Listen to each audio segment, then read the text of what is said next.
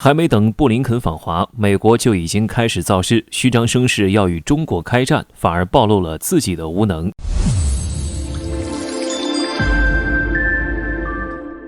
大家好，欢迎来到张斌观察。美国国务卿布林肯访华的日子已经定了下来，中美关系也看似有所缓和。可还没等布林肯访华，美国就又不消停了，频频放出要与中国开战的信号。前有俄议员表示，美国要和中国开战，后有美国空军把和中国开战的时间都预测好了。这不明摆着美国在为布林肯访华造势，才虚张声势要和中国开战，更是直接暴露美国的无能。早前因为佩洛西窜台，中国中断了与美国间在气候、军事等方面的对话。美国为恢复谈判对话，不断和中国接触。早前中美领导人在巴厘岛会晤，就为了解决此事。而如今布林肯访华，更是要进一步解决问题。美国一而再、再而三地要求和中国恢复对话，但丝毫不拿出诚意来。事到如今，美国还想要居高临下和中国对话，甚至变本加厉，视中国为最大的挑战。如今更是传出要开战的言论，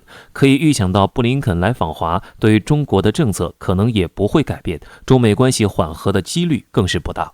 而美国之所以为布林肯访华造势，甚至虚张声势的要与中国开战，但明眼人都能看出来，短时间内中美间开战的可能性不大。一方面是美国如今正在支持乌克兰，可是付出了大量的资金和武器，此时要与中国开战更是不可能，怎么可能同时要对付中俄两国？当然，美军预测的时间是2025年，但如今俄乌冲突都不知道何时才能结束。2025年，美军的实力可能因支持乌克兰面临疲乏，又如何能与中国开战？其次，美国对中国经济市场有着巨大依赖，一旦和中国开战，就意味着美国要放弃中国的市场，放弃和中国的经济合作，更是连自身的利益都不能保证，怎么可能和中国开战？而如今，美国更是积极寻求和中国的合作，和中国经济还要再挂钩，都不像与中国开战的样子。美国明知短时间不能开战，还要虚张声势为自己壮胆，不外乎是想要制造出紧张的局势来对中国施压，